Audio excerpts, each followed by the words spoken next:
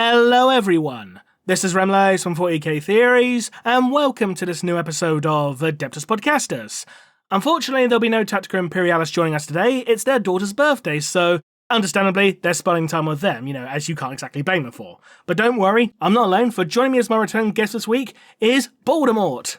Oh, hello. Always amazing to be on the show with you, sir. Well, thank you kindly. It's been a while since we've had you on. I think we haven't had you on since the quiz, wasn't it? Yeah, it's been quite a while. It's been a while. But yeah, again, that's probably me saying I can't do that date or this date. You've always been incredibly gracious and incredibly lovely to me. Thank you so much, especially with someone with your knowledge, etc. It's quite intimidating. So again, thank you very much for having me on at all, sir. You're welcome. I was thinking you're trying to break Kiriov's record of gaps between appearances, but I think he still edges you out just a little bit. Really? Yeah. Have you spoken to Kiri recently? Is he doing good? Last I spoke to him, I haven't really spoken to him in a while, actually. I need to check in on him. Absolutely. So, in the news this week, let's start with the quite possibly the biggest news that was revealed. The announcement of Space Marine 3. Yes, that's a bit of a bugbear for me. You go first, I'll go second. Well, look on the bright side, at least that means we're not going to be waiting over 10 years for a next sequel, so... Oh no, it's a fantastic news. I'm really loving the fact that they're moving forward with it. Again, what I loved of number 2, what I played of it, I loved. But again, unfortunately, sometimes you get to a situation you're like, I can't do that anymore. And my reaction speeds on this type of game, because I play turn-based tacticals these days, and I used to be massive into Tekken, had to do all the 10 hit strings, and the first Space Marine I was okay at. But now I did a little video promoting it, and it was embarrassing. I just don't have the hand-eye coordination or speed anymore, or experience to play them. I feel like a complete lemon. So, in fairness, when I played for the first mission, when you're playing as the Black Shield Titus, I died so many times in that opening mission, and then when you got to the mission, we have to defend the satellite dishes. It's like, fuck off those gargoyles. I know, they're a real pain in the arse. I hate that mission so much. I know what you mean, but on the other hand, in that mission you get a melter gun, so obviously it made up for it for me. I really enjoyed that. No, it's a fantastic game. Oh yeah, definitely. Yeah. And you got to that later mission where you have to ride the elevator and gargoyles are attacking the chains. I was like, oh fuck right off. No, I know the feeling. My problem was the one where you have to blow up this wall and you've got jetpacks for the first time. Oh yeah. It took me over an hour and a half. I'm shite at that kind of thing now. You press forward, then forward again. Oh, fuck off. It really got me down. But I did get it, but it took me an hour and a half just to blow up a smegging wall. Depressing. But, I think it's amazing that they're going to move forward with it and bring out another game. Obviously, I would like it if they developed more maps and other such things for the one they've already got. But let's hope that they're going to be doing that. Because it's great, but it's very samey for someone like me. So I think I think if they could get just a little bit more variety straight off the bat, and a little bit more coming out. And again, I know how much work it takes.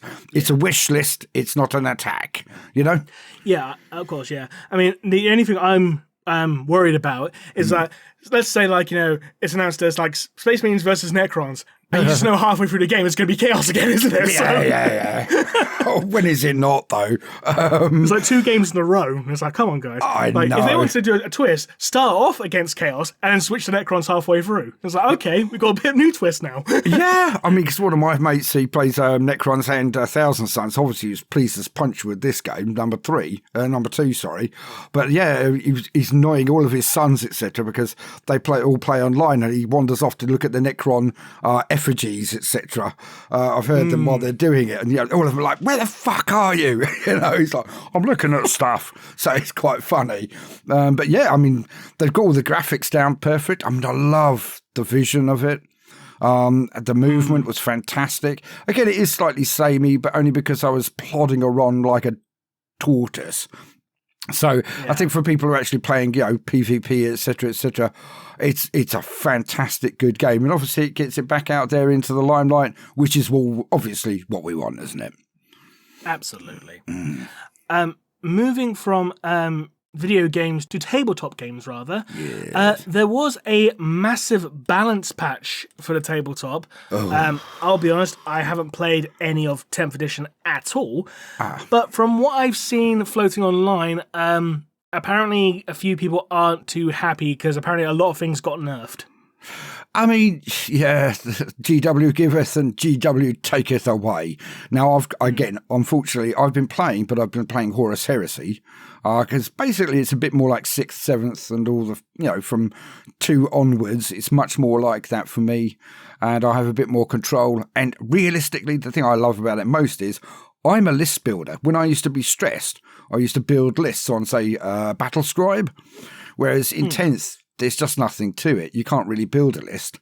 They've given us a point system, but it's not. It's the power system that they wanted. And again, I'm not attacking it. I'm just saying, for me, it's no good. Whereas when I'm playing Horus Heresy, which I do monthly, if not more, then I can just build up armies and just like fuck around with those 10 points here, the 5 points there, and just relax. Because then after that, the rest of the world and all their troubles just disappear. So that's the thing that's really dissuaded me from playing 10th. I see what they're doing. I can't make any comment whether it's bad or not. I hope it gets more players in, etc., because I think it's a great hobby. I just think it should be less dictatorial. The thing that really broke it for me is this guy goes with this unit. That one goes with that unit. It's like, sod off. These are my captains and commanders. I'll put them where the fudge I like. Thank you very much. But it is swift. Also, the re-rolling. There's so much re-rolling now. And that elongates a game for no point. Yeah, that tends to be a fairly big issue at times. Well, for me is, you're rolling, you've got that one las cannon. If you blow this thing up, you've won the game. You roll the dice. Everyone goes, yay or no. No. Wait. We've got to do the reroll. Okay. It kind of takes the drama away from me because I'm a narrative player. I used to play tournament. In the last 5 tournaments I've done, I've seeded in the top 3-4 times, but out of 5. But I just don't enjoy it anymore. I prefer to just get a crap load of figures and put them on the board. Like the last game of Horus Heresy I played a couple of months ago, the big one was 32,000 points. We did it over 2 days. Bloody hell. Yeah, I know, but that's where I'm at the moment. It's great fun. It was like playing, what's the new epic game? I can never remember its bloody name. Legions Imperialis. Yeah, I did look at Legions Imperialis, and I thought, actually, what the fuck am I doing? I've got all the figures anyway. Why do I want them in tiny? Me and a couple of lads just play a lot of Horus Heresy, really enjoying it. And now we're trying and find, like Necron rules, etc. Only because we like the game system and transfer them over. Orcs, etc., and try and do that kind of thing. So what we're going to do is do some Crusade-level battles. And instead of doing Horus Heresy, you do Crusade, have all the same rules, and that's a cool idea. Knock the snot out of the Eldar homeworlds, etc. Craft worlds, etc. You know what I mean. Sorry. Waffling away. Apologies. That's fine. Because I know first edition Horus Heresy, that was like heavily based on like 7th edition rules. So theoretically, you probably could just get the 7th edition codices and just make some minor tweaks here and there. Well, yeah, you'd think that, and I did as well, because I said that down the club. I was like, don't worry, we'll just get the Necron books. I've got all of them from 5th onwards. And then you realise... Yeah, but then you realise there are 17 units which have been added since 7th. Yeah. So you don't have any rules equivalent. So, yeah, obviously we're going to kit bash them together, etc. But, yeah. Again, I never actually played first edition Horus Heresy because I said at the time, it's just Marines versus Marines, isn't it? Why would I want to do that? 5 years later, yes, it's great. I'm enjoying it. And again, I'm building up what they call Mechanicum army. They're great, but they're bloody fiddly. Gorgeous. Yeah, it is lovely, but there's just so much busy work in it. You could have something which has 3 rings on it. You think, that'd just be a piece of plastic. No, it's a tiny little nozzle with the 3 rings that you have to put on. You're like, fuck off. I have Votan automatons. I know how much of a pain in the ass they are to put together. With like, you got the ammo belts, which are like come as like straight blocks, but they're meant to be like bent and curved, and you have to like soak them in like hot water and stuff like that before you can do it. Oh It's no, annoying as hell. I've been trying to go with plastic, and then what happens is every now and again, if I get a resin, I get one of my mates to do it because I am shite with my hands. And if I've got a big piece, I get one of my mates to paint them because again, I am pants with my hands. I can paint the troops because, you know, like a boy band, if you've got 10 lads who look exactly the same, they look great. Pick them up individually and you're like, oh my God, what happened here? Was it painted by a 5-year-old? Well, maybe 10-year-old. But either way, I mean, I'm more of a player than I am a painter and always will be. But it's just great having a load of models on the board, fucking around for 2 days with your mates, blowing things up. The rules make sense most of the time. And there'll always be something to moan about in any system. But I'm just really getting into it at the moment. I'm really enjoying it. When you mentioned Legions Imperialis and Horus Heresy, you reminded me of something that I recall from an issue of White Dwarf like years and years ago. This was back in 40k second edition, where they basically tried to make 40k travel edition, and basically what they did, they had like use the epic models and like a little tiny little Velcro board had like Velcro attached to like the bases, so you can like play it in the car and stuff like that. Now, it rings a bell. I don't have it quite in my mind, but it does ring a bell. But I mean, everything at the time was travel as well. You had travel Scrabble, travel chess, your tiny little boxes with the magnetic travel backgammon. So yeah, of course, Games Workshop always jump on any bandwagon. It's a bandwagon. Yeah, it's heading towards a cliff. Who cares? It's a bandwagon. Whoa! I mean, if there's, I wouldn't be averse to Horus Heresy Travel Edition using Legion Imperialis models. It'd be fun. Yes, that's not a bad idea. I might have to look at it, but with the state of my unpainted grey Iron Warriors, maybe I'll try and paint them first. I got something like 12. Was it 18,000 points of the bastards now? Oh, sorry about the swearing. Oh, bloody hell! Yeah, I know. You can swear. It's fine. Oh, thank you. Being a potty mouth. Which armies do you play in? 40k, when you did play? With Horus Heresy, I have a Night Lord's army. You have Night Lords? Oh, mate. I do. Nice. We shall have to have a game one day. One day. We do, yes. I still need to finish painting them, in fairness. Oh, I know that feeling. And I will say this. The Forge World Night Raptor models, they can fuck right off because they're so fucking fit. Like, your footprint is like literally just their tiptoes. Trying to glue just tiptoes onto a base. A resin model gluing tiptoed on the base. Is like, oh, God, no. I mean, the resin, it gets the extra detail, but it's so bloody annoying to work with, isn't it? Yeah. Yeah. Or really if you drop them and something shatters, you're like, oh, for you God. Yeah. But I love the fact they're bringing out so much of it out in plastic. Obviously, slowly drip feeding it to us. I didn't know you played Heresy. That's fantastic. Yeah, it's been a while since I played. To be honest, I've been looking more into Necromunda as of late because Necromunda is just so good. I know what you mean. Yeah. And speaking of Necromunda, there's been a couple of new models revealed for it this week, including, finally, Vandoff the Fallen. Yes, they have. And this model's just awesome. I know, he's absolutely spanking. About 12 people asked me, who the hell is he? What's going on? It looks like a spaceman. And I just said, yeah, maybe you should just check out Remleiz video on that and sent over the link, because I remember you did that about 4 years ago, didn't you? It was about 4 years ago, yeah. Yeah, it was about 4 years ago, yeah. It was one of my favourite videos at the time because my manager was barking at me when I was working somewhere. Or someone was barking at me and I had your video playing and I just grinned at them and just ignored them. It was fantastic. Oh, that's awesome. But yeah, they do seem to be leaning into the idea that he is indeed a blood angel, considering that they've painted on his knife scabbard a blood drop and a number 9. So it's like, yeah, he's pretty much confirmed to be a blood angel now. Absolutely. And you hear from some people, he might have taken it from a blood angel. Oh, fuck off. So who's going to, a random gang is going to like be up a blood angel. It's like, get real. Yeah. I know. It'd be like ants saying, oh, there's Superman over here. Let's get his boots. Right. Yeah. Okay, mate. Good luck with that one. I mean, Scorpion from Mortal Kombat could, but that's only because his attacks count as magical and Superman's weak to magic. So. Oh, that is fair. Get over here. Yeah. True. And speaking of getting over here, we've also got 2 new Abyssal Ferrymen and one of them's a squat, which makes them awesome. I do like squats. Sorry, kin. I don't No, know. these ones are squats. The Oh, no, Necromunda they are ones squats. are squats. Yeah. Where is The reason that for the name difference is partly due to the fact, like, you know how the kin reproduce via cloning with the Votan Yep. and all that? Absolutely, which is strange. The 'cause they've got Ironhead both genders. squats- What? Yeah, the Ironhead squats can't reproduce that way. They're all natural born because they've lost their Votan. Oh, fair enough. But realistically, if they can, then all of the gene-cloned ones can as well. I mean, what do they do? Yes. Just give them bromide water or something so they can't get it up? And when you've got men and women or people who are sexually active sitting next to each other, why would they not breed? I don't get that bit. Is it in the book? No, it's not in the book. Okay.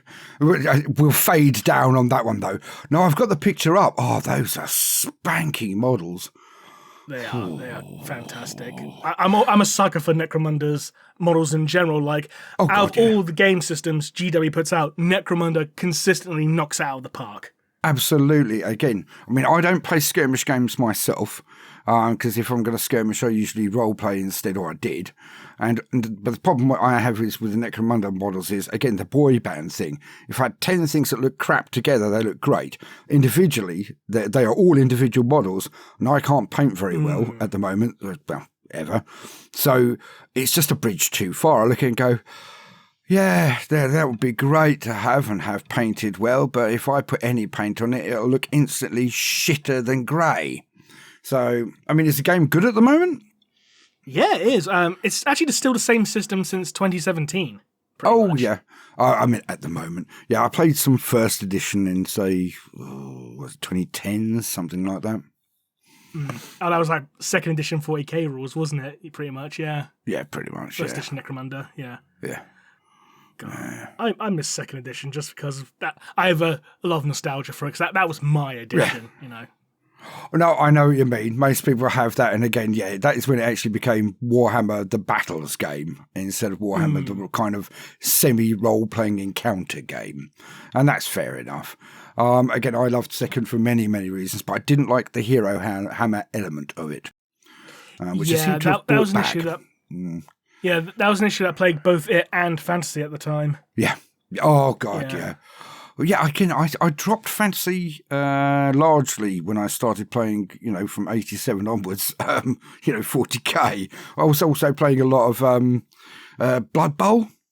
Oh, yeah. I played Dark Elves, good old Jeremiah Kahl, etc. Not that he had a model for him then, but yeah, I enjoyed a lot of Warhammer 40k and Blood Bowl, so I didn't really get too much into the fantasy after 87, 88. I played a little bit, but not much. Yeah, because I played 5th edition fantasy, which was back around 96, 97. Yeah. I've told it was okay, but there are editions where the magic system's just ridiculous. The magic was broken in that edition. Like if you played Undead and you had a Hand of Nagash, or Gaze of Nagash rather, that's pretty much a game-winning spell. Yeah. I mean, there was one edition, I can't remember if it was 4th, 5th or 6th, I think it was 4th, whereas you could cast, and I think it was orcs, can't remember exactly, you could basically hurl a mountain at an enemy army, and basically remove like 5, it's huge template, 5-10 units coming off the board, and you're like, why am I setting up units just to remove them? Piss off, that kind of thing. That might have been because I remember in 5th there was that spell, the Crunch, which was like this giant footprint template. Fair enough. No, but this is definitely a mountain of some form being thrown, because I've got some guy down the club who I tend to avoid occasionally who goes on about it endlessly. I'm glad he doesn't turn up too often. Fair enough.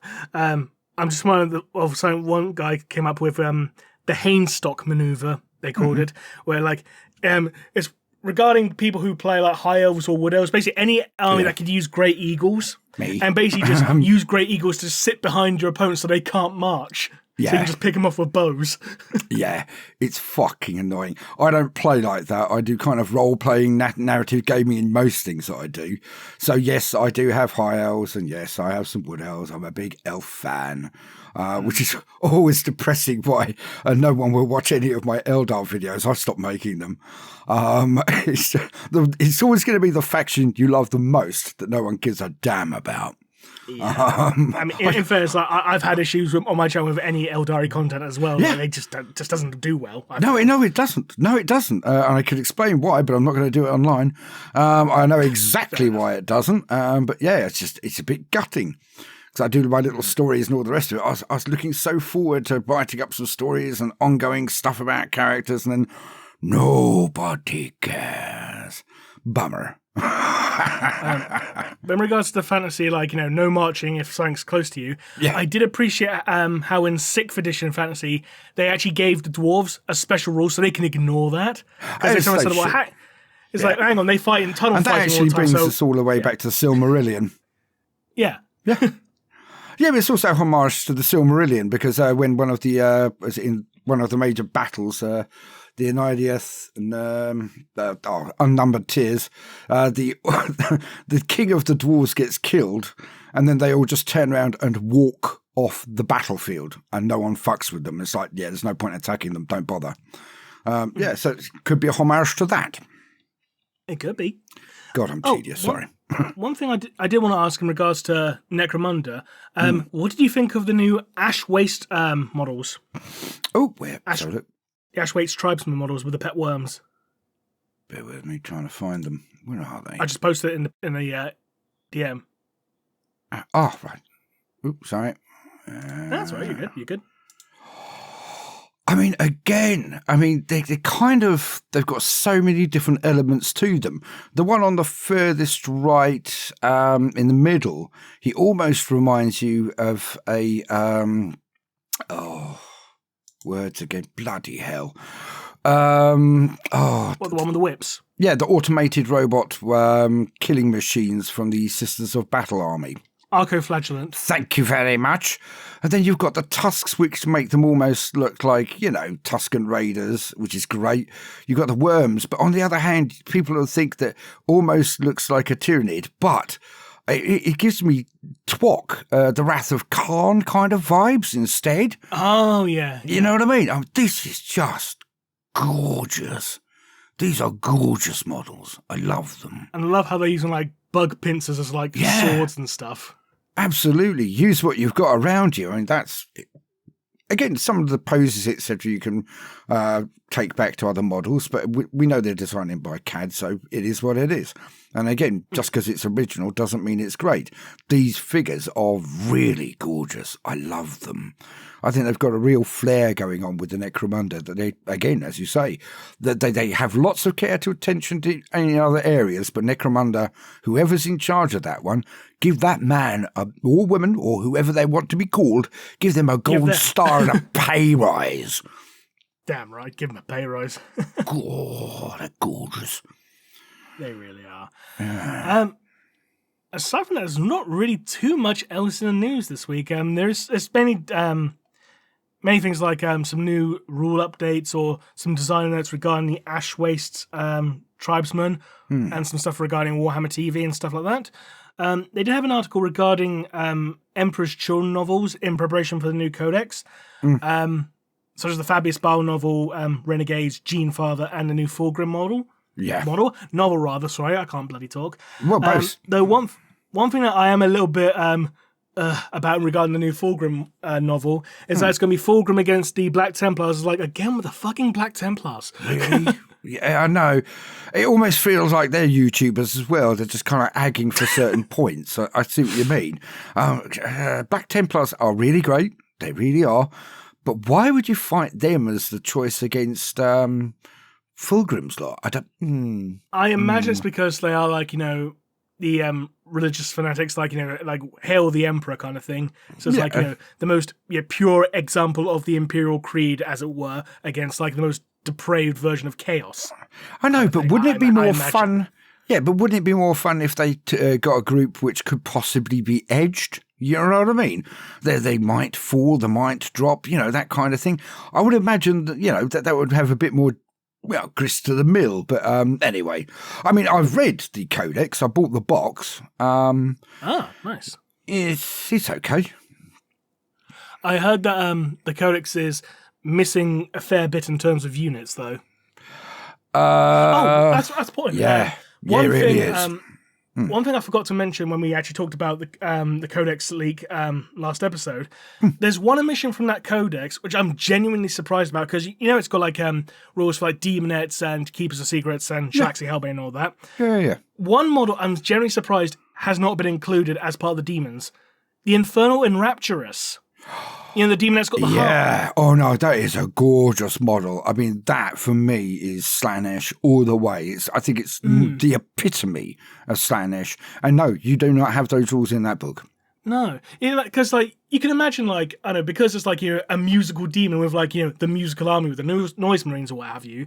Yeah. Imagine if you add that and give it a rule, if it's within 6 inches of a noise marine squad, that squad gets +1 to hit or something, kind of thing. Well, again, you could have 3 of them sitting around Fulgrim, just giving him some, Emperor's Groove type music while he's killing.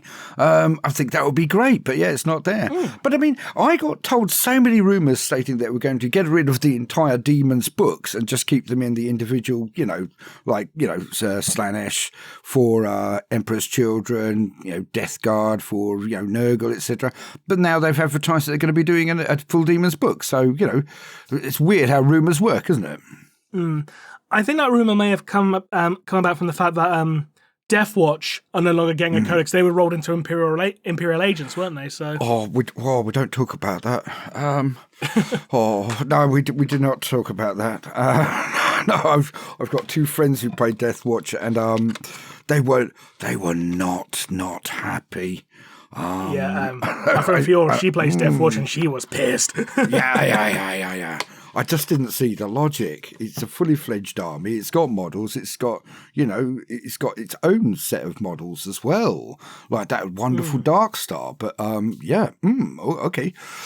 Fade down to black. We have no idea.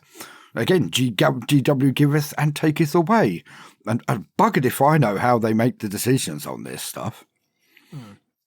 I mean, I suppose you could have gone away with it if you did something like have a core Codex Space Marines and have a Codex successor chapters, and you have the rules for all the successor chapters in that book. In case you consolidate it. So if you want Blood Angels, you want Dark Angels, you want Death Watchers, all in the same book. Because they did that kind of thing in 2nd edition with Angels of Death, which was Blood Angels and Dark Angels combined to one Codex.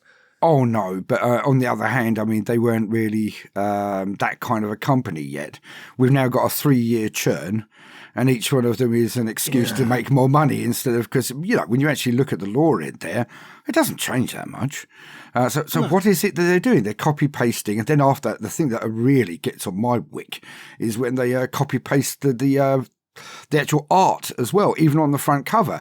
I had 4 Necron codices out, and only 2 of them were different. And I'm like, oh, fuck off. Anyway, it's turned into a moanathon, only because I'm knackered. Sorry, mate. No, yeah, you're all good. You're all good. So we're going to move on to 2 editions of the Rumour Engine. Uh-oh. So the first one, it looks like a rope bridge or something. Yeah. I have no idea what it's going to be for. I imagine for some piece of terrain, if I had to guess. But I mean, it could be someone's complicated hair bonnet, couldn't it? I mean, New array model confirmed. Yeah. Again, I mean, it could be a mad windmill. It could be a Hoda for a Stegodon or something. I don't know. That's the only, that's the only actual lizard men model I've got. The Stegodon with the Howder on it. It's lovely. Again, which version is it? Is it the fat Stegodon or the skinny Stegodon? Oh, I don't know now. Because the fat one came out in 6th or 7th edition fantasy, I think it was. Whereas the 5th edition one was a really skinny one. Oh no, it's not the skinny one. No, I only got back into fantasy in 8th. Bought a load of high elves. I had the Isle of Blood box. Got 2 of those, going really well. Bought a couple of armies. Then of course End Times. Motherfucker. Anyway, move on. The second rumour engine looks like liquid of some kind. Oh, but again, it could be. Alternatively, it could be a horn, which they've done an extreme close-up of. It could be something from the Idonath Deepkin. Could be. It could be something nurgly, like a toxic slime shower. Yeah. Or it could just vomit. Water. Yeah. Any kind of body effluent. Who knows these days? It could be shit. We don't know. If it was Liam Watson release, it could very well be. But, I think that would be a bit too much on the nose, selling us shit. Yeah.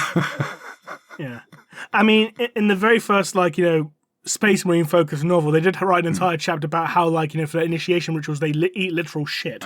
I know. 2 chapters where they just mentioned that. I know. It's... Yeah, I mean, come on, and then lads. the villain does it as well. It's like, God's sake. I know. You have issues again. There's scat and there's things you do at home, and one of those is scat. You don't talk about it. You certainly don't put it in bloody books, mate. Yeah. The only scat we want is Scatman Jones. Exactly. Yeah, exactly. That's the scat we want. Yeah. Yeah, that's the only scat I'm indulging in. Yes. We are both sleep deprived, aren't we? Oh, yeah, absolutely. And as I say, I had to write up something for the word bearers. And I find writing bad guys draining because you have to get inside their head. So it's like, oh, God. Some places you just don't want to go. One of those things. But yeah, I mean, I think most of the people I know are having a bit of a problem sleeping at the moment. And I don't really know why. Must be something in the behaviour air. or something, I don't know. Yeah, probably. Yeah, it's that time of year. Well, coming towards gum. I was saying, speaking of bad guys, because there is so little in the news, we may as well touch upon Middle-earth, because this new model actually does look really nice, in fairness. The Catapult Troll. Catapult Trolls are a fantastic little thing. I really love them. I mean, this model is gorgeous. It's quite a large size as well, which is meaty. But did they also bring out Imric recently? I thought it was Irithil maybe, but I think they did, yeah. Yeah. Imrahil, yeah. Imrahil, sorry, yes. Well, we didn't talk about him last time, so fuck it, let's mention him here. Yeah, it did Prince Imrahil, and he's fine. Yeah, fair enough. But again, he's a half elf, so he's got elf blood in him, which is quite bloody rare. So I don't know. Yeah, my Lord of the Rings minutiae getting in there. Sorry, back to the troll.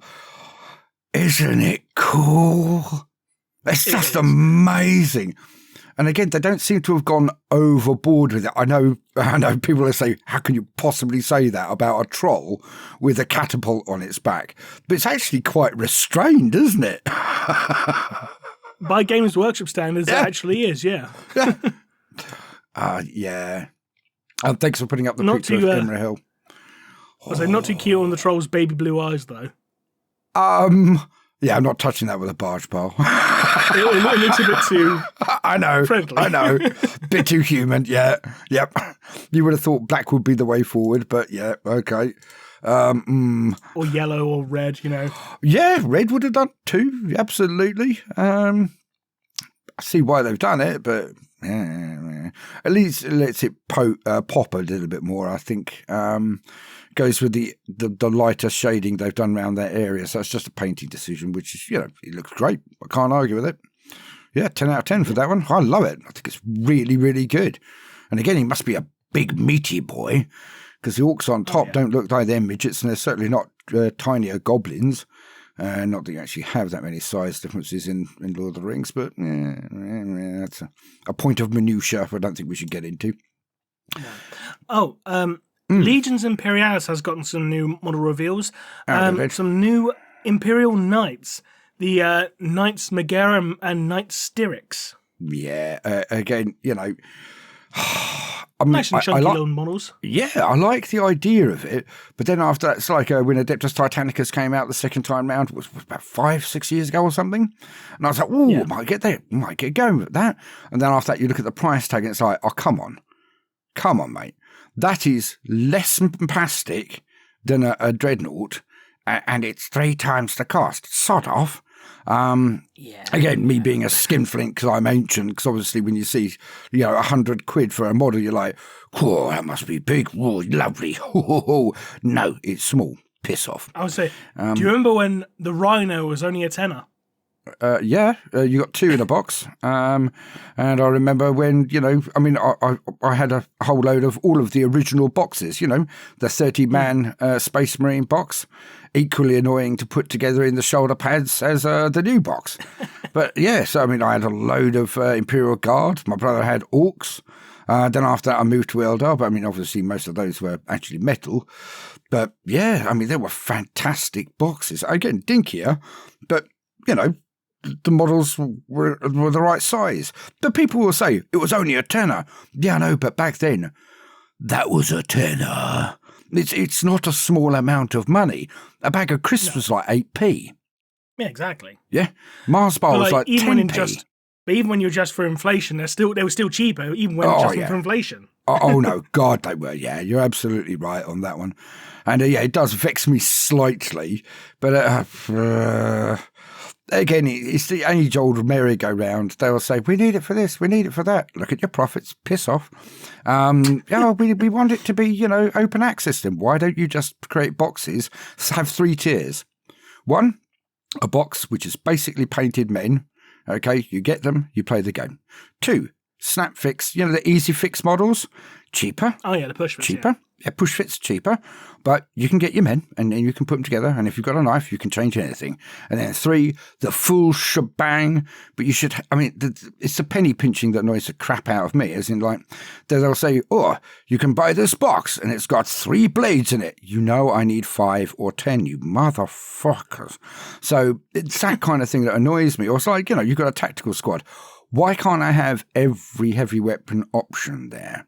Oh no, tactical squad. Gosh, I'm aged there. I still got 1 box I've not made up. But yeah, you see what I mean? It's like you should have all of the options in the box then if it's going to be that much. And I agree, yeah. But the thing that actually vexes me more than anything else is no longer available. Oh, temporarily unavailable. Temporarily unavailable. Get printing, you bastards! So, yeah, it's just the amount of times I've tried to go and get some interesting consoles, and no, you cannot get them. So I'm having to, get dudes from one of the standard boxes and then stuck loads of bling on them. And that's fine. I don't mind doing that. But then someone walks up to you during a game like, oh, can I afford the real one? No, I could afford the real one. I just couldn't fucking get it. They will not sell it to me. So, yeah, I get a bit annoyed about that. Yeah. They just need to. I know they're building other factories. I know that. It's just, again, I'm not attacking individuals. I'm just frustrated that they'll put so much effort into bigging something up, and then within 10 seconds, it's gone. And you never know when it's coming up again. It's a bit annoying. Sorry, moaning again. Go on. No, you're fine. I was just going to say, do you remember when Game, the shop Game? Yeah. Yeah. Do you remember when they sold 40k stuff? Yeah. Briefly. Yeah, they did the in my Battle for town. Phaedra stuff. Yeah, because it was like, I know it was the old, Blackreach models, but they were selling it for so much cheaper than Games Workshop was. I know. But I think like a Space Marine bike model, for example, that was only £6.99 in 2010's money. Yeah. Yeah, which was cheap, considering back in the day in second edition they were £5 each, so that was cheap as chips. Absolutely. That genuinely was. Absolutely. But again, they've got to watch their arsehole, because, even I have been forced to get an A1 printer, Bamboo. So I'm like, well, okay, I'm going to give it 6 months. If I can't get what I want, if you will refuse to let me buy it, I will print it. And I've become so frustrated, I've bought a printer. Now, ostensibly, that's really to try and get more, terrain going, because people all say, oh, this is lovely terrain. They're not terrain. That is actually decorations, as my wife calls them. Oh, you've got some decorations. Like, don't call them that, but it is. If you can't put the men on them, it's a decoration. It's scenery, I know, but it's a decoration. I want scenery I can put my men on. They can actually fight up the steps. But when I see loads of scenery with steps on it, it's like, If I can't put a man on those steps and he's just going to clatter down to the bottom, then don't put the steps in there. Do you see what I mean? Yeah, I get you, yeah. Yeah, so, but even so, I'm now looking at STLs and thinking, okay, well, you've got 3 months, and I check every week. If I can't buy, if you refuse to sell me some of these things, and that is a refusal, because they could print them off and just say, okay, this is a printed one, this will be half cost, or, 3/4 of the cost, but it is printed, you know that, and even then, you'd still buy them. But if they refuse to sell me things, I'm now going to print them. I've got to that much frustration. If I had any hair, I'd pulled it out by now. Fair enough. Speaking of 3D printing, it does tie into one of the questions we actually have. Someone's asked this week in regards to the questions section, because someone did actually ask in regards to a middle ground in regards to 3D printing, because we actually had a discussion regarding the topic last episode. Oh, I missed that. I'll go and check. And someone came up with the idea of how about as a middle ground for 3D printing, how about Games Workshop just release files for printing your own upgrade sprues and stuff like that? Exactly. I think that'd be a fantastic idea. Exactly. And what they could even do is lock it so that as 3 prints or 5 prints or something, or they could have a small room like Mini Wargaming do, miniwargaming.com, and they could get in 100 printers in there and just say, this is a stopgap. This is for stuff. You might have to sand it down a little bit. We'll make it half cost, okay? It's not going to be in one of the official big painted boxes. It'll just be in a white box, a little bit of plastic. It's not going to look great, but let's be honest. These are flamers you're buying. They're not going to be in the box for, say, 10 seconds. So get them out there. You know what I mean? So, yeah, I think it would be great if they did do some of the more niche stuff in STLs and sell it, 1 print, 2 prints, whatever, and then just didn't get too greedy. Because the age-old argument about Uncle GW. Go on. Yeah, because one of the things that I brought up last episode is what Mantic Games do. Because Mantic Games, they're one of the few gaming companies I'm aware of, the few tabletop companies, that sell physical models as well as STL files. And again, you want to be able to do that because, 3D printing can be a hobby unto itself, they say. I've got a 3D printer. I've printed off a tiny little boat. I haven't printed off anything else yet because I've been working so hard on the channel. But there are people who just don't want to fucking print. They don't have the room to print and they have no interest in printing. I just want to be able to buy the toys, that kind of thing, which is fair enough. So you should be able to do both. Yeah, I get it, yeah. But again, there's nothing wrong with, selling the STLs occasionally. If you can't meet expectations, you can't meet the actual... again, they've got this strange mentality that, if we don't give them what they want, they'll buy something else. No, I won't. I will not spend loads of money on a new army when I just want this tank. Give me the goddamn tank. If not, I'll have to print it. So, that they need to start being a bit more flexible about this because I think they're throttling the actual hobby. The amount of people I know who have turned around and said, well, I'm getting hacked off with this, and it's growing every month now. It's been a good 2-3 years now that they've not made enough. And I'm not talking about even the FOMO for the big boxes, etc. I'm talking about basic standard of life stuff, like Mark 3, was it Space Marines for Horus Heresy? One of my friends was raging down the club. I found one in a shop, bought it instantly, took it into him. You should have seen the look on his face.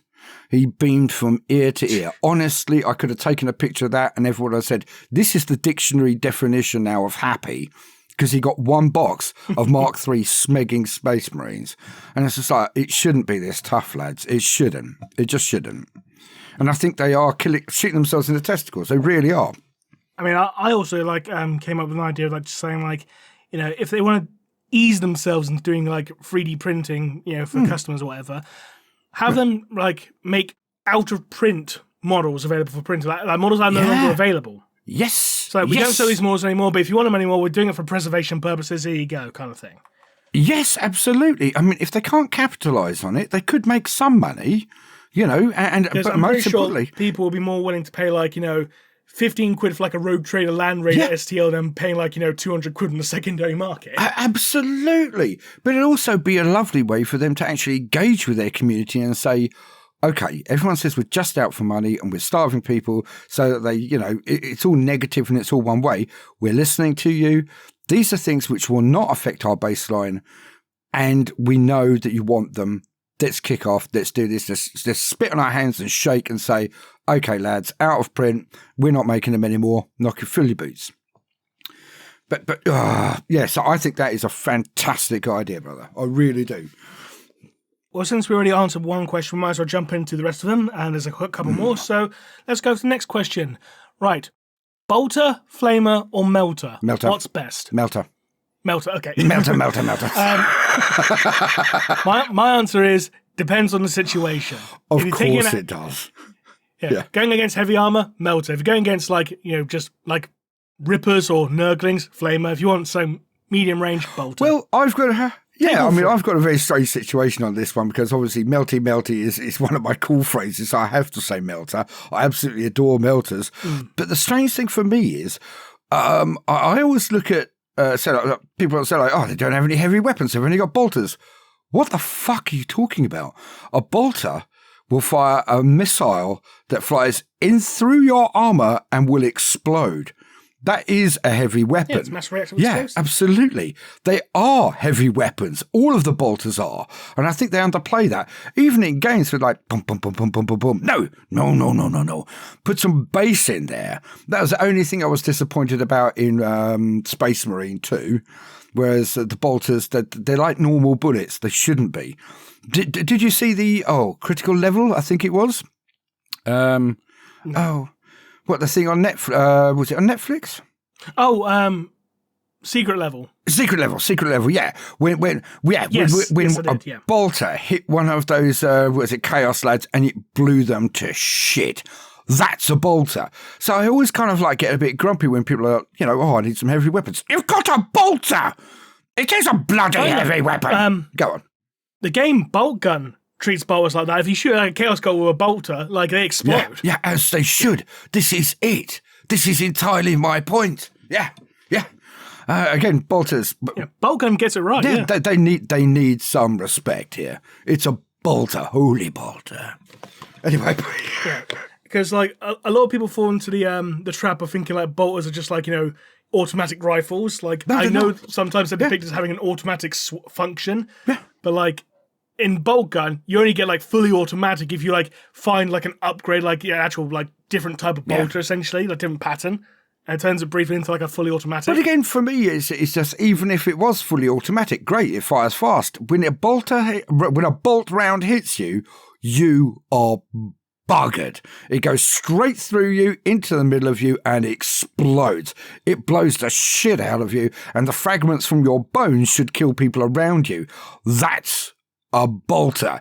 And people say, bolter porn. And they're treating them like basically rifles. They're not normal rifles. They're bolters. Anyway, moan over. No, you're fine. Right, next question. Can Primarchs have juvenative treatments? I have no idea. Why would they need one? I think it's probably on the basis that, since Lionel Johnson came back, he looks very old now, so... Well, again, I always find that hilarious. He looks really old now. It doesn't look that old to me. He looks like Charles Dance. I know he looks older, but he looks mature. Obviously, I'm getting on a bit, so I don't like the comparison to him being ancient. I know he's Santa Claus and all of the rest of it. Could they? Again, they've never really delved that much into the biology, which would be impossible anyway, of the rejuvenants, have they? No. So not that I know of. What about Halo device? I think it is. Oh, God! I remember the Halo device. Yeah. Oh God. Yeah, I'm a bit dodgy on that one. But do you think a Halo device would work then? Maybe. It's been a while since I've looked into Halo devices, to be honest. Yeah, same here, mate. Same here. So yeah. Someone seems like, I remember that. Can't exactly remember what it does, but I remember it. I remember the words. I know what you mean, especially when they're bringing out so much new stuff. It's like, oh, God. Unfortunately, I'm like Homer, push something in and something else comes out.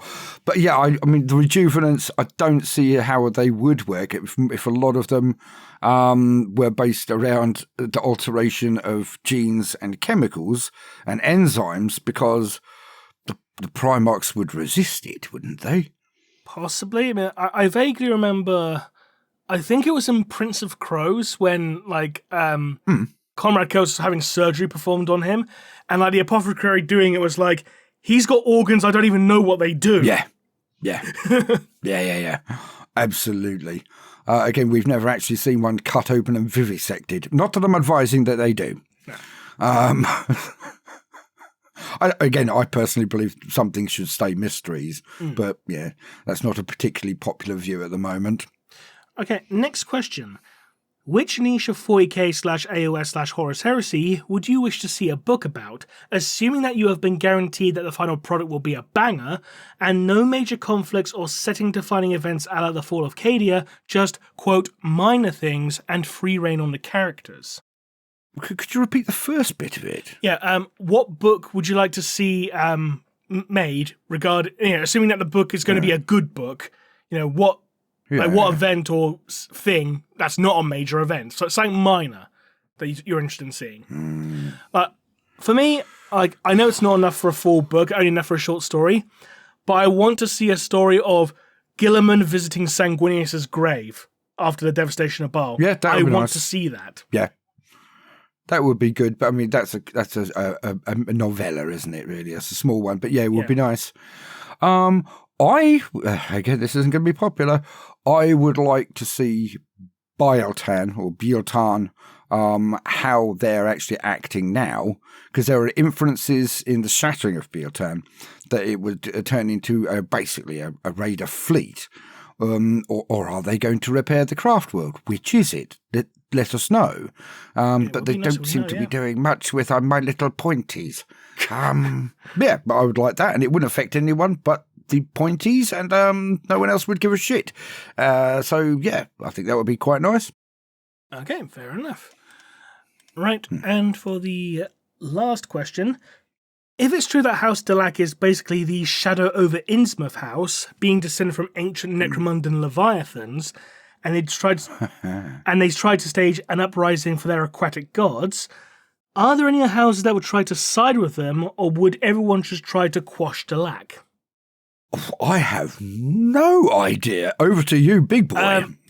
It's Necromunda. There's always going to be some political backstabbing of some kind, but if there is going to be an uprising... Some houses will probably be like, we could probably take advantage of this, where others are like, no, that's getting good with the Imperial House, that's getting good with Lord Helmore. We might actually get something good out of it otherwise, kind of thing. Again, I think it's, who does what, when, where, and how, and how sloppy they are, and do they go over someone else's turf? Well, exactly, yeah. Because if you're going to invade someone else's turf, they're going to fight you, full stop. But again, I'm really not an expert on Necromunda at the moment. I will have to bone up on it now. Yeah. Oh, funnily enough, there was one thing I saw from Necromunda which made me laugh. House Goliath tried to get rid of House Escher by poisoning 100 tons of corpse starch and sending it to their main stronghold. And Escher just saw it, they just laughed and sent it right back to them. It's like, no. Yeah, fuck off. Yeah. Yeah, the Goliath aren't subtle, are they, really? Goes with the name, I know, but yeah, okay. Oh, is there a lot of lore in their books then? Oh, yeah, there's expansions. There's loads. Really? There's loads of Necromunda lore, yeah. Fantastic. Yeah, I might pick some up.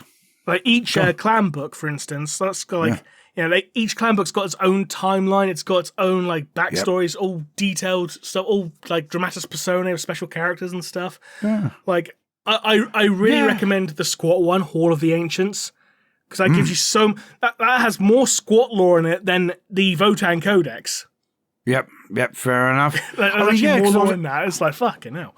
Yeah, I mean, I was at one point I was going to buy into it and try and get some, and then after that run a little, story element where, basically gangs of New York kind of thing, but Necromunda, obviously. But I was like, I don't know if there's any lore. Unfortunately, because some things I've bought recently, it's like, this will be wonderful. Oh, the new lore. Yeah, there's none. The new codices are kind of shit, I will admit. Like, I'm not really impressed with them. I mean, even the first Emperor's Children Codex, and I was like, you literally could get most of this, apart from 1 or 2 new units off Lexicanum. Yeah. I was deeply disappointed, I've got to admit. And I didn't want to say that. I think the models are spanking. The rules, I don't know. I don't play 10th at the moment. But, I was deeply disappointed with the lack of lore. In fairness, I think everyone was, because, 9th edition, that was pretty bare bones as well. Yeah, it was. 8th was the last time that they put out decent lore in the books. I mean, I think they're just... Well, I think they're kind of almost saying, well, they'll just get it off the internet, won't they? Fun enough, 8th edition was a good proper throwback to 2nd edition style codices, where you had all this in-depth stuff regarding each type of unit, and then you had the color section, and then you had stories, and then you had the army list and stuff like that. It was so good. I know, I enjoyed it. I mean, obviously every edition has its issues, but I really enjoyed 8th because every single unit seemed to have a point. And I really enjoyed that. And I loved the codices. And I thought, if I were getting into Warhammer the first time and I opened one of these books and all the little stories inside, and it tells me what every unit does, not a paragraph, but, half a page. I loved it. I thought it was great for new players. Yeah. Absolutely wonderful. But these new codices, it's... They're very much like the 3rd edition codices, where it was there's fuck all in them at all. But the thing is, the 3rd edition codices, they were only 15 quid. They were, but also... No, they were less than that. They were less. They were 12 quid. Yeah. Because they were 3rd than the 2nd edition. The 2nd edition were 15. Yeah, I mean, I didn't actually play much 3rd because I got into Wine, Women and Song by then. But when it came to 3rd, the thing for me is they may have had less rules, they may have had less write-ups, etc., but the variety and versatility you had within those armies was really good. Really good. Again, the choice being back with the player so they could tell their own story. And that's the thing that's really annoyed me most about 40k recently. It's become a story instead of a setting. So they give us heroes instead of allowing us to make our own armies. Do you see what I mean? Yeah, I get you, yeah. But I mean, even then in 8th, with one of the expansions near the end, you could make up your own heroes. And I loved that. I thought that was absolutely inspired. It was fantastic. You could spend some points and get some different abilities. I ran a campaign, 3 campaigns, and one of them you could make up your own hero. And, we all did our own little hero, brought them out. Everyone tried to min-max a bit, and then you realise it doesn't really matter in the end. And it was a really good laugh. But again, you could make your army with your hero, your avatar, and you choose which army you wanted to play. And now it just seems like, you're playing Gilliman's lads. Well, no, I want to play my Ultramarines, not Gilliman's army, So, it's just, it's too dictatorial because of certain elements who are very loud, who want things to be controlled for everyone. And I think they're spoiling it for the rest of us. You know who I'm talking about. It's the tournament crowd, isn't it? It is. I don't see why they can't just have tournament organisers just say, okay, you can only use half of the codex and this is that. They have to say, no, everyone should not be able to play what they want. And so I don't get it. I will never understand why every unit has to be simpler and everything has to be simpler just to satisfy them because they don't want to remember all the rules. I'm like, great. Why don't you just remember your army's rules and not everybody else is there and actually have a battle where you don't know what the opposition does? Yeah. Anyway, it's a bugbear from mine only because they've stripped away the narrative gaming so much. I feel that it's gone too far. I know what Games Workshop are trying to do. They want to make it this kind of thing where there's huge tournaments and there's great big amphitheatres filled with people going, yeah, team blue, team red. But it's never going to happen, and they need to give up on that because they're ruining it for everyone else. I knew 30 players of 40k. None of them play 10th. Not one now. Because of this kind of crap. And I find that really sad. Yeah. I find it sad. And we've all gone to Horus Heresy or other games. I mean, we've got one poor chap who goes down to the club, brings the newest, I don't know, the newest skirmish game out. Sometimes it's Necromunda, sometimes it's other games. And he's just bouncing around because nobody wants to play 40k with him. I played once and I just couldn't stand it. Anyway. Oh, God, I'm a one-trick pony. I really do apologise, man. No, honestly, it's all good. It's all good. Oh, again, I just don't understand why the tournament organisers and the tournament scene and Games Workshop could set up their own tournaments and say, this is the tournament book, these are the tournament rules. They don't even have to charge for them. I know, a capital sin for them. But they could put it up online and say, these are tournament rules. This one goes with this one. This one goes with this one. This one goes with this one. You can't bring this one. You can't bring this one. You can't bring this one. And leave the rest of us alone. Fair enough. Right. Well, unrelated, because there's no more news of note left, I finally managed to finish the Votan novel. Took me long enough, I know, I'm sorry. So I can talk about that second half very quickly. And it will be quickly because there is a lot of words for describing not a lot happening. I think that's the only main problem with this book. A lot is being said, but not much is actually happening. But in fairness, I will say I really did enjoy the book. I thought it was a really good read, but it is a bit verbose. I mean, is that sentences being dragged on and overrunning, or is it just someone? I mean, is it over description Tolkienian as what very, people very say? Tolkien-esque in terms of description. Yeah. It's not actually that bad. It's something that people say because other people have said it. When you actually pick up Tolkien, I don't think he does that. But it is the rumour. Do you know what I mean? No, I get it. Yeah, some people do tend to waffle on about, and then the pack of cards. But let us tell you all about the pack of cards. Is he going to kill someone with the pack of cards? No, it's just important. How is it important? I don't know. I just feel like describing it. Does it feel like a stoner wrote it, basically? Not quite maybe a stoner, but... Like, it's describing things like, yes, get on with it, kind of thing. Yeah. Yes, get on with it. Very Monty Python, yes. But anyway, to briefly set the scene from last time. Does it have a good payoff, though? Oh, sorry, you're doing it. Go. Yeah. Briefly set the scene from last time. Myrton has just become the High Kahl, and she's holding, like, Kahl's court, essentially. And you have the champion of the previous High Kahl coming in and basically explaining what happened to the previous High Kahl. So as it turns out, the previous High Kahl, Orthanar, he discovered a long-lost kin hold. And it's an ancient hold, like one that predates the formation of the leagues. Cool. Which is like a massive deal. And it's located beyond a region of space known as the Well of Urdu, which is like pretty much a perpetual warp storm. Mm-hmm.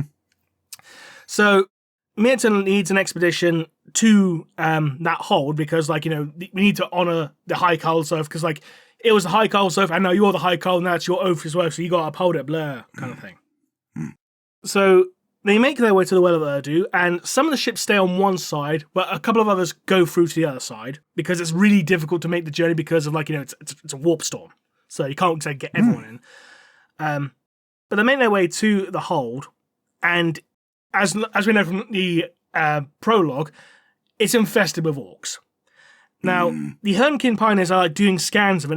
They're trying to scan. It's like, we can't penetrate it with electromagnetic scans because it has some kind of like shielding in the alloy. But we can map out the outline of the hold with thermal imaging because the entire place is coated with orc spores, so they're giving off heat. So we can map out that. Yeah. And as they're making their way through, they get transmission from the fleet on the other side of the well. They're under attack by a Chaos fleet. It's the same Chaos fleet they encountered earlier in the book. And they've come with reinforcements. It's like, okay, the whole ship is being attacked. do we go back and help them and abandon the oath, or do we hold to the oath? Which is saying, like, for a squad, it's like, fuck, don't let me choose that. That's an impossible choice. Yeah, bastards, yeah. Yeah, so Mirton basically says, right, we're gonna get all these representatives from different groups, like, the Void Master, the High Grimnir, Master of Ceremonies, and we're gonna basically, like, have a debate and vote. Long story short, the vote is in favor of staying. So they're going through the hold, and they discover, like, a doorway that leads to, like, the Thane. Or the Thane, rather. Where basically, like, where the Votan is supposedly kept. Yeah. Is it there? Well, they open it, but the Hunkian pioneers who have been sent to scout, they've encountered orcs. So there's now a big fight, and the orcs are coming. They're slowly coming. They're slowly reaching their position. Big firefight ensues, obviously. Yep. Meanwhile, in space, the Chaos Fleet is attacking. The whole ship's shields are down. They can't get them back up. So, like, you got all these small ships, like, flying in front of the whole ship, trying to, like, take torpedo blasts for it and stuff like that. And things are like, oh, it's looking really dire. It's looking really dire. Oh, we got more ships incoming. It's an Imperial fleet. And it's the Imperial fleet that the squats helped earlier in the book. Oh, nice. It's like, hey! Yeah. Retribution for the bastards. Yeah. Yeah. I mean, do they go much into the actual ships, etc.? They do, actually, yeah. They talk about, like, a lot of the stuff inside, like, little forge veins and stuff like that. Yeah. Oh, that's fantastic. Again, it's on my shelf. I will crack it open then, because, again, I'm going through a massive run of... sorry, you continue. I'll ask you questions at the end. Sorry, Matt. That's fine. Sorry. But, like, as Mirton's group is heading deeper, like, when there's still the orcs attacking, like, the scout groups, whatever, they're finding bodies of dead kin that have been slain previously, and they find the body of Orphanar, the previous High Kahl. Cool. And they find that his hand is missing, and so is his axe. And they realise, like, the orcs probably just taking it as a trophy. Yeah. Yeah, and it's like just taking the hand as well. Well, he'd have a good chopper. Why wouldn't they nick it? I would. I'd loot it. Exactly, he did. He nicked the hand. He nicked the hand and the axe. He wouldn't let go of the axe, that's why he just cut the hand off. So fuck it, take the hand as well. Pry the fingers off later with boiling oil, yeah. Exactly. But, big shootout ensues. Eventually, the Orc War Boss is killed. They get Orthanar's hand back. The dead kin are returned to the ships, so they can be returned to the Votan. Of course. But the Grimnir opens the inner Thane, and they discover all this data, like these two maps. One depicting the location, and one depicting something else. What's that? That's the location of a lost Votan. The first Votan. Oh. It's like, right. We need to go find that. Just a bit. That's basically going to be the sequel hook. Because, like, we kind of, like, leave off there. Pretty much the end. Yeah, I mean, that is absolutely fantastic. Again, that's a good hook, because you'd imagine the entire leagues and all of the other coalitions would want it to get in on that one. Nice. But yeah, so you say they actually go into some of the detail on the ships, etc., not just what's in board. I mean, they talk about weapons, etc. I can get a bit boring about those things. Yeah, they do, yeah. Or is it a bit vague? Ooh. No, they do. There's a bit earlier in the book where, like, they use, like, a mining laser to cut open a Nid Bio ship. Nice. Yeah, and stuff like that. Oh, yeah. Yeah, that's where I'm at. I love those little tweaks and, little strange things about the weapons, etc.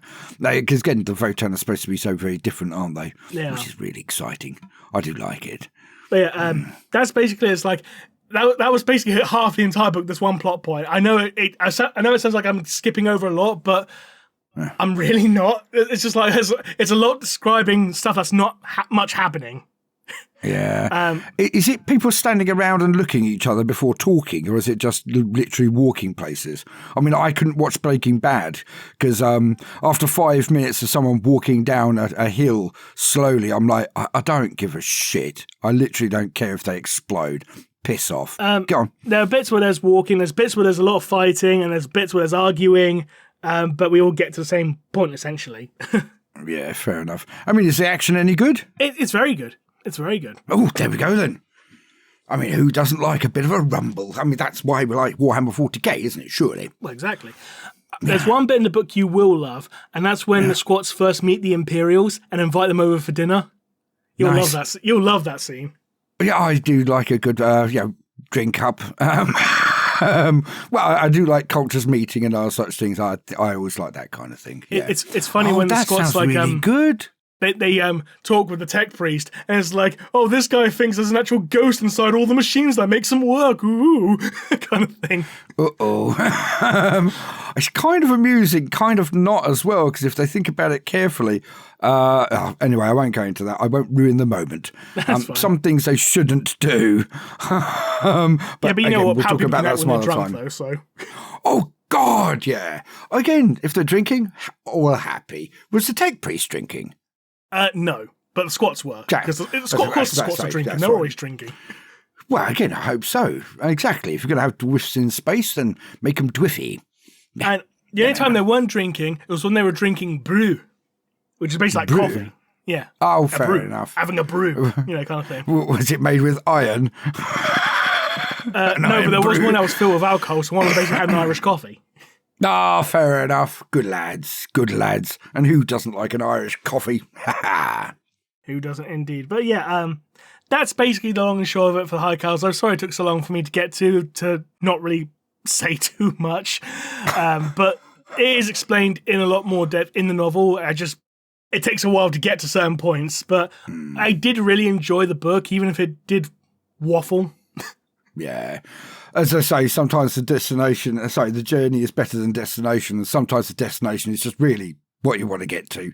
It's one of those things. I mean, who wrote it? Gav Thorpe. Gav. Oh, fair enough. Maybe he was just having an off moment that month. I think it may have been more of a case, like, because it was the very first, like, squat-focused novel, he wanted to, like, try and establish a lot of things for future. Maybe, fair enough. So there'll be a lot of kind of like an exposition dump in a way. Yeah, kind of Easter eggs, almost one might call them. Yeah, considering that there generally isn't that much Votan lore at all, because all we have is like the 9th edition Codex, really. Yeah, it's bugger all in there. And then after that, they did a refresh of that. So he's trying to establish more for future stories and stuff. Yeah, so you can't blame exactly. Him. No, can't blame him. If it actually had... It's a hard task for any writer. Yeah, but I mean, if it had lots of descriptions of the inside of the ship and other such things, then the walking about is fine. For me, I think I'll really enjoy this book. I mean, I've got it on my shelf. I just need to crack it open and get reading then. That's fantastic. Again, it's some minutiae and the way people live, etc. I do find as interesting as the Baldermort, Yeah. The only thing I didn't really like about it was the accent they gave to the Imperials, because like when the Imperials are talking, they're written very phonetically, so you actually have to read it out loud to try and understand what they're saying. Gotcha. Yeah, I see what you mean. Welcome to the bring up kind of thing. It's like, it's the guy from Hello. Yeah. Hello, we are the Imperium. Yeah, I know what you mean. Yeah. Hello. I know. Yeah. Well, I find them actually better than the ones where someone clearly has never actually said their words out loud. And unfortunately, we're getting a lot of that in their codices now, which is run-on sentences where they don't know what a comma's for. They don't know when to use it instead of a semicolon, etc., etc. And, a paragraph for a sentence. And I'm like, oh, fuck off. The best writing... I'll be honest, I'm guilty of doing that myself. I'm not going to lie. Well, no, but some people do. But again, I mean, they've got editors, don't they? And again, I don't know if this is true, but apparently editors are optional. I don't know if that's true, but apparently they're optional. So like some authors will have them and some will just go, fuck it. I don't know if that's true, but that's apparently. So take that with a pinch of salt. Yeah, not going to touch that with a barge pole. Otherwise I might say some very naughty words. Yeah, okay. Fair enough. I mean, come on. They are a multinational company making fuckloads of money. They should be protecting their IP, not just from outside assault, but for continuity and for... you can't just slap a space marine on the cover of a book and say, "You gives a shit what's in the intent in the actual contents." You can't. They shouldn't do that. Each book should be bloody good. No. They shouldn't do that. It's not fair on people. Especially, I mean, I'm not talking about people like you and me who've read loads of books. I'm talking about the new kid who's like, oh, God, I like this Warhammer. I'll try this book. And it's written by, I don't know, Timmy, who used to work in packing. And they've just they just slapped a Space Marine on the front. And the sentence structure doesn't make any sense. The story structure doesn't make any sense. And it's bollocks. And that's not fair on that newbie. It's not. And again, people are so poor at the moment. The bills are going up. If you buy a book or a figure or anything else, you should expect it to be lovingly made with true interest, intent, and it should be worth the fucking money. I mean, even about my own videos, I say to myself, okay, is someone wasting their life listening to this video? And if the answer is yes, I delete it and I start again. And I'm not Games Workshop, so why can't they have that level of due diligence? Again, I am tired. I'm not always this negative. No, you're good. You're good. I'll be honest. You can see what I mean. Yeah, I mean, I get extremely anal with my stuff as well. I mean, just ask Norina. She'll tell you firsthand. Like, she's like, stop being so bloody anal kind of thing. Yeah. Yes, I mean, sometimes you just got to go with it, etc. But we're making a video a week. You know, sometimes multiple videos a week. We don't have editors and other such things. But and again, I'm not saying we shouldn't do our best. We do our best. But we're one-man bands, both of us. They're a multinational company that they are making crap loads of money and defending their IP viciously. So if you're going to defend your IP viciously, make it stand for something. Everything should be excellent. Now, again, I'm not talking about, I don't like Abaddon doing this. That's just perspective. But I'm just saying that the sentence structure should work, the entire thing should work, and they should make sure that actually some idiot has written something which changes the entire setting, and someone goes, oh, that got passed. How? How did it get passed? So I'm just thinking of some of the codices I've bought recently, thinking, okay, I really enjoy reading them out, but I read them out at the same time as I'm reading them, yes, to put on the channel. Again, mainly because things are so damn expensive. If it's a great story, not everyone can afford 40 quid for a Horus Heresy storybook. So I read them out. I make a couple of quid. Not as much as people think. But when I can't read them out because the structure is so bad and someone's clearly just got open a thesaurus and used an incredibly rare word I've never even heard of, okay, my vocabulary is quite expansive, and they've just done it to go, I'm clever. No, you're not. If you can't turn the page and you can't read it, don't do it. This is someone's time you are wasting, and it makes me angry. It makes me very, very angry when you're paying top dollar for something and the quality is shit. So, yeah, some of their expansions are just not as good as they could be and should be for the amount of people who are actually going to get into it. And unfortunately, the more people are actually trying to get into this thing and they're trying to expand it, they should be going for a deeper dive into excellence. And they seem to just not give a fuck. Oh, yeah, okay. Right, I haven't had a cigarette in a little while. Okay, it's fine.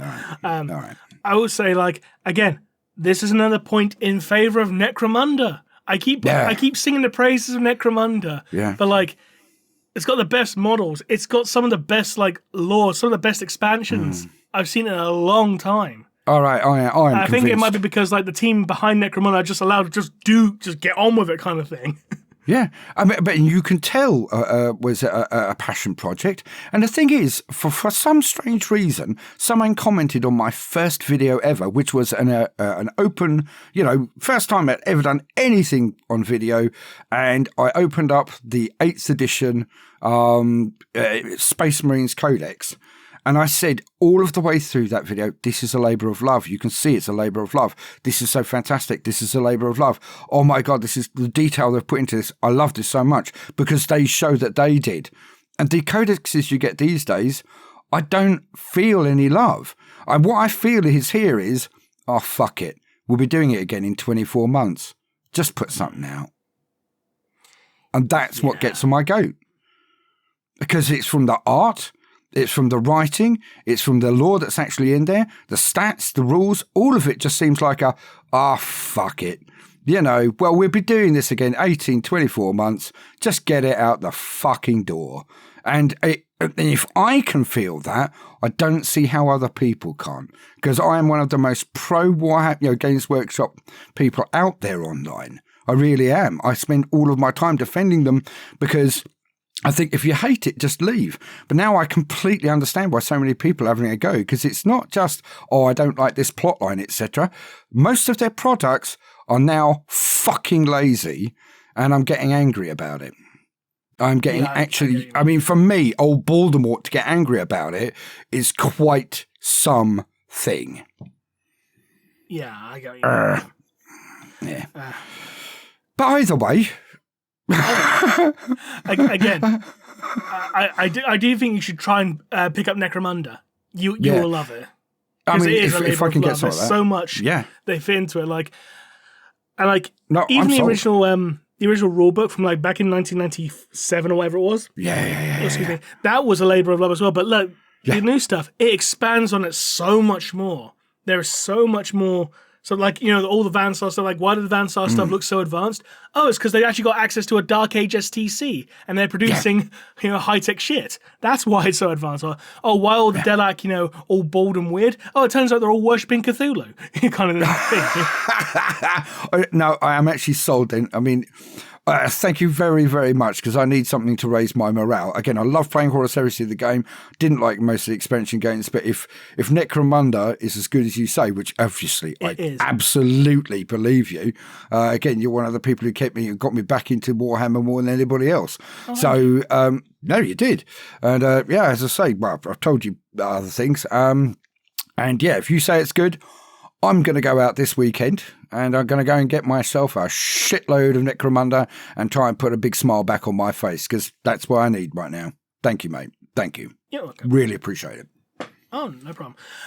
Because one thing you'll like about the Delac stuff, there's loads of references to the old Sahardouin. The old Rogue Trader era fish people.